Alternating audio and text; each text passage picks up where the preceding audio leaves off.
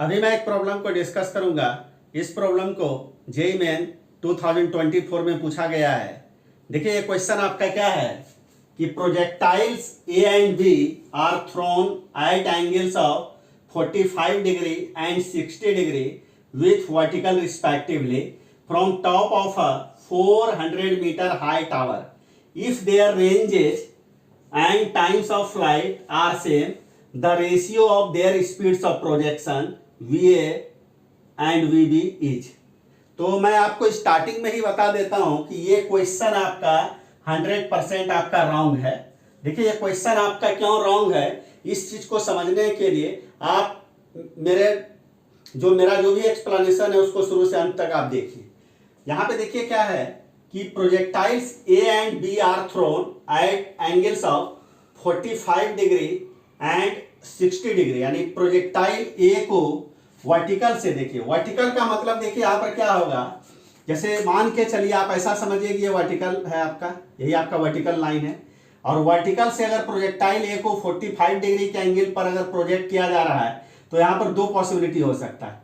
Vertically up direction से भी projectile ऐसे आपका 45 डिग्री एंगल बना सकता है, या दूसरा पॉसिबिलिटी हो सकता है कि वर्टिकली डाउनवर्ड डायरेक्शन में से आपका प्रोजेक्टाइल आपका 45 डिग्री का एंगल को बना सकता है।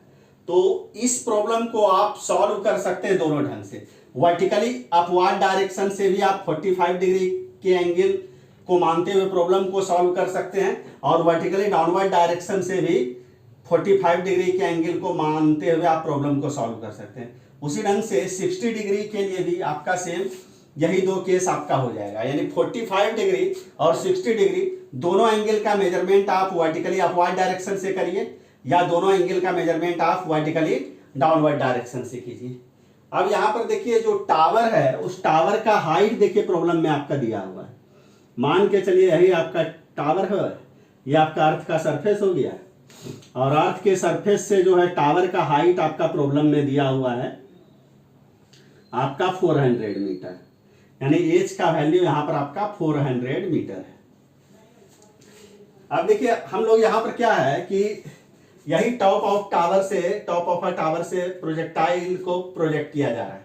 तो हम लोग क्या करते हैं कि जिस पॉइंट से प्रोजेक्ट किया जा रहा है उसी को हम लोग ऑरिजिन हम लोग मान लेते हैं, और वर्टिकली अपवर्ड डायरेक्शन को हम लोग positive direction of Y axis हम लोग ले लेते हैं।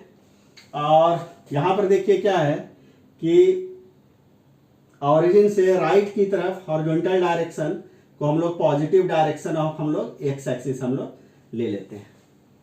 अब यहां पर देखिए एंगल का मेजरमेंट हम लोग वर्टिकली अपवर्ड डायरेक्शन से हम लोग करते हैं। जैसे देखिए यही आपका प्रोजेक्टाइल आपका ये है, वर्टिकली अपवर्ड डायरेक्शन से ये कितना एंगल को बना रहा है 45 डिग्री से। तो ये देखिए एक्स एक्सिस से भी कितना एंगल बनाएगा आपका 45 डिग्री ही एंगल को आपका बनाएगा। प्रोजेक्टाइल ए का जो स्पीड है ये आपका VA है। तो यहां पर देखिए VA का एक्स एक्सिस के अलावा जब आप कंपोनेंट को आप निकालिएगा ना, ये कंपोनेंट आपका क्या हो जाएगा VA cos 45 डिग्री हो जाएगा, और वेलोसिटी का कंपोनेंट जब आप positive direction of Y axis के अलाउंग जब लिखिएगा, ये कंपोनेंट आपका क्या हो जाएगा आपका VA sin 45 डिग्री हो जाएगा। यानी यहां पर वेलोसिटी का x कंपोनेंट हो गया VA cos 45 डिग्री, वेलोसिटी का y कंपोनेंट हो गया VA sin 45 डिग्री। अब देखिए प्रोजेक्टाइल का मोशन देखिए कुछ ऐसा पाथ पर होगा आपका, प्रोजेक्टाइल का मोशन आपका कुछ ऐसा पाथ पर होगा। अब देखिए यहां पर क्या है कि प्रोजेक्टाइल अर्थ के सरफेस के जिस पॉइंट पर आके स्ट्राइक करता है उस पॉइंट का हम लोग टावर के बॉटम से वो पॉइंट हम लोग मान लेते हैं कि आपका R डिस्टेंस पर है। इसी R को हॉरिजॉन्टल रेंज कहा जाएगा। यहां पर देखिए चाहे आप प्रोजेक्टाइल A को प्रोजेक्ट कीजिए या प्रोजेक्टाइल B को प्रोजेक्ट कीजिए, दोनों के लिए R आपका सेम है। दोनों का पाथ अलग अलग होगा लेकिन वो दोनों आपका पहुंचेगा आपका इसी सेम पॉइंट पर, और इस पॉइंट को हम लोग P कहते हैं। यानी प्रोजेक्टाइल A को जब आप O से प्रोजेक्ट कीजिएगा तो वो भी आपका P पर पहुंचेगा, और प्रोजेक्टाइल B को जब आप O से प्रोजेक्ट कीजिएगा वो भी आपका P पर ही पहुंचेगा। यानी दोनों के लिए R आपका सेम है, और दोनों को O से P तक पहुंचने में दोनों को जो टाइम लगता है वो टाइम भी आपका इक्वल है। यानी प्रोजेक्टाइल अगर O पर अगर t = 0 पर है तो यहाँ पर P पर आने में उसको जो टाइम लगा वो T, यही आपका क्या है, टाइम ऑफ फ्लाइट। ये प्रॉब्लम में दिया हुआ भी है कि प्रोजेक्टाइल A और प्रोजेक्टाइल B दोनों के लिए टाइम ऑफ फ्लाइट आपका क्या है, आपका सेम है, और दोनों का रेंज भी आपका सेम है। अब देखिए यहाँ पर प्रोजेक्टाइल का मोशन आपका किस प्लेन में हो रहा है, एक्स वाई प्लेन। तो यहाँ पर देखिए प्रोजेक्टाइल के ऊपर का जो एक्सेलरेशन होगा वो आपका क्या होगा, जी होगा, और ये आपका वर्टिकली डाउनवर्ड डायरेक्शन में होगा। तो यहाँ देखिए वाई एक्सिस का पॉजिटिव डायरेक्शन किधर लिया गया है, ऊपर की तरफ, और एक्सेलरेशन किधर है, यानी वर्टिकली डाउनवर्ड डायरेक्शन में। तो इसका मतलब एक्सेलरेशन का वाई कंपोनेंट यहाँ पर क्या हो जाएगा, माइनस जी हो जाएगा। चूंकि एक्सेलरेशन आपका वर्टिकली डाउनवर्ड डायरेक्शन में है, इसलिए एक्सेलरेशन का एक्स कंपोनेंट यहाँ पर क्या लिया जाएगा, आपका जीरो आपका लिया जाएगा। तो यहाँ पर देखिए इस प्रॉब्लम को सॉल्व करने में हम लोग दो ही फार्मूला को यूज करते हैं। एक तो x equal to U X T plus half A X T square. दूसरा फार्मूला को हम लोग यूज करते हैं y equal to U Y T plus half A Y T square. यहां पर x का मतलब ये समझना है कि horizontal displacement of the projectile between t equal to 0 and t equal to t। तो t इक्वल टू 0 और t equal to t, capital T के बीच में प्रोजेक्टाइल का हॉरिजॉन्टल डिस्प्लेसमेंट आपका क्या है, r है। तो r रहने दीजिए, इसको r लिख दीजिए। ux के जगह पर क्या लीजिएगा, va cos 45 डिग्री। और देखिए o से a तक आने, o से p तक आने में कितना टाइम लग रहा है, कैपिटल T। हाफ ax के जगह पर क्या लेना होगा, 0, और कैपिटल T का स्क्वायर। तो यहां पर देखिए r इक्वल टू क्या हो जाएगा आपका, va cos 45 डिग्री इंटू आपका क्या हो जाएगा t। This is equation 1। अब देखिए क्या है, अब इसी इक्वेशन को हम लोग प्रोजेक्टाइल B पर अप्लाई करते हैं। तो देखिए प्रॉब्लम में दिया हुआ है कि प्रोजेक्टाइल B आपका वर्टिकल से 60 डिग्री के एंगल पर है। यानी प्रॉब्लम में दिया हुआ है कि प्रोजेक्टाइल B आपका वर्टिकल से 60 डिग्री के एंगल पर है। इसका मतलब वर्टिकल से अगर ये 60 डिग्री के एंगल पर होगा तो हॉरिजॉन्टल से कितना एंगल पर होगा, 30 डिग्री। यानी ये एक्स एक्सिस से प्रोजेक्टाइल B आपका कितना एंगल पर हो जाएगा, आपका 30 डिग्री। तो प्रोजेक्टाइल B का एक्स कंपोनेंट अगर निकालिएगा तो क्या हो जाएगा, VB cos 30 डिग्री, और प्रोजेक्टाइल B का अगर y कंपोनेंट अगर निकालिएगा तो क्या हो जाएगा, VB sin 30 डिग्री। तो हम लोग अब देखिए प्रोजेक्टाइल B के लिए जब इस इक्वेशन को हम लोग यूज करेंगे तो प्रोजेक्टाइल B को भी O से प्रोजेक्ट किया गया है, और ये पहुंच कहाँ रहा है आपका P पर। तो R तो उसके लिए भी वही रह जाएगा, x का वैल्यू। ux के जगह पर हम लोग अब क्या ले लेंगे, प्रोजेक्टाइल B का वेलोसिटी का x कंपोनेंट, यानी ये आपका क्या हो जाएगा, VB cos 30 degree into capital T half 0 into T square. तो ये R इक्वल टू क्या हो जाएगा, VB cos 30 degree into T. This is equation 2। और चाहे इक्वेशन 1 देखिए या इक्वेशन 2 देखिए, दोनों आपका वैल्यू किसका है, R का ही ना वैल्यू है, तो दोनों को इक्वेट कर दीजिए। तो VA cos 45 degree T equal to क्या हो जाएगा, VB cos 30 degree T cancel out हो गया। VA cos 45 डिग्री के जगह पर क्या लिखिएगा, 1/√2। VB cos 30 के जगह पर क्या हो जाएगा, √3/2। तो इसको लिखा जा सकता है, इसको लिखा जा सकता है VB √3, 2 को लिखा जा सकता है √2 मल्टीप्लाइड बाय आपका क्या हो जाएगा, √2। एक √2 कैंसिल आउट हो गया। तो यहाँ देखिए VA इक्वल टू क्या हो जाएगा, VB मल्टीप्लाइड बाय आपका क्या हो जाएगा, √3/√2।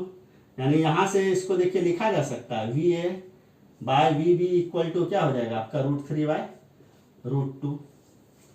यानी इसका मतलब है कि जो स्पीड ऑफ प्रोजेक्शन होगा A और B का, दोनों के स्पीड का रेशियो कितना आ गया, √3/√2।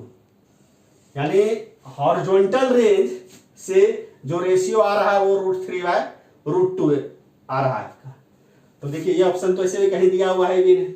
अब देखिए अब इस इक्वेशन को हम लोग यूज करते हैं प्रोजेक्टाइल A के लिए भी और प्रोजेक्टाइल B के लिए भी। तो यहाँ देखिए तो y का मतलब देखिए यहां पर क्या हो जाएगा, vertical displacement of the projectile between t equal to 0 and t equal to capital T। तो वर्टिकल डिस्प्लेसमेंट का मतलब क्या हो जाएगा, यहाँ देखिए यहां से यहां तक आने में प्रोजेक्टाइल वर्टिकली डाउनवर्ड डायरेक्शन में कितना डिस्टेंस आपका ट्रेवल किया, एच।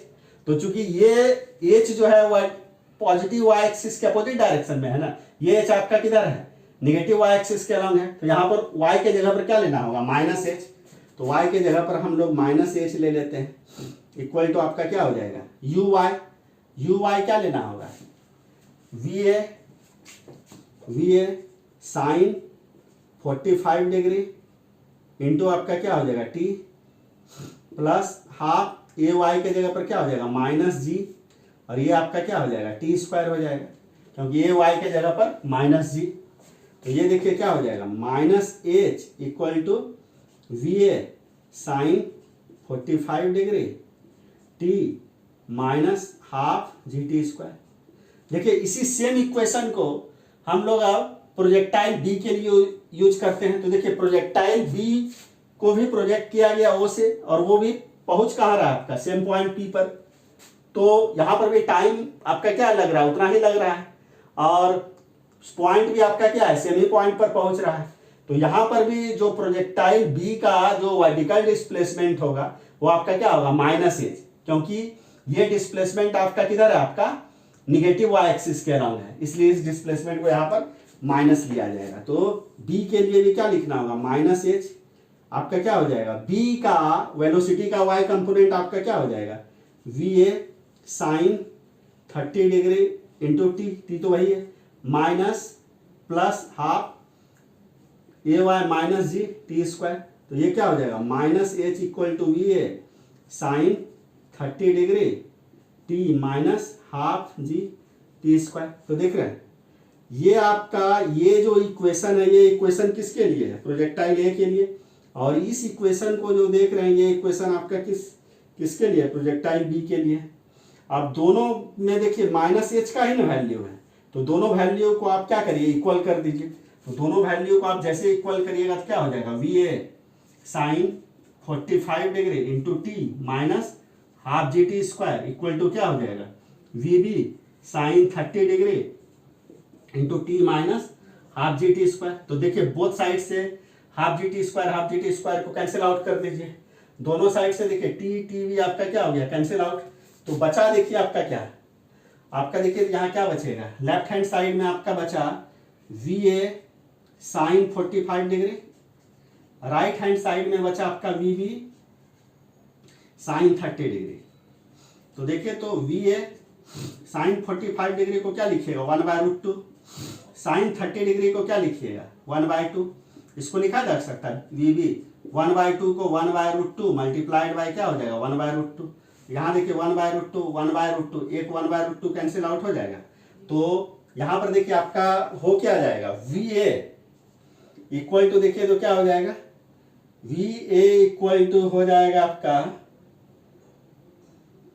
We B बाय√2। तो लिखा जा सकता है V A by V B equal to क्या लिखा जा सकता है, 1/√2 नहीं लिखा जा सकता है, यानी ये ऑप्शन आपका दिया हुआ है। तो यहां पर देखिए जब एक प्रॉब्लम में आपका जो स्पीड ऑफ प्रोजेक्शन का जो रेशियो है वी ए और वी बी का, वो रेशियो तो आपका सेम ही आना चाहिए, लेकिन यहां देख रहे हैं दो आंसर आ जा रहा है। एक आंसर आ जा रहा है √3/√2, एक आंसर आ जा रहा है आपका 1/√2।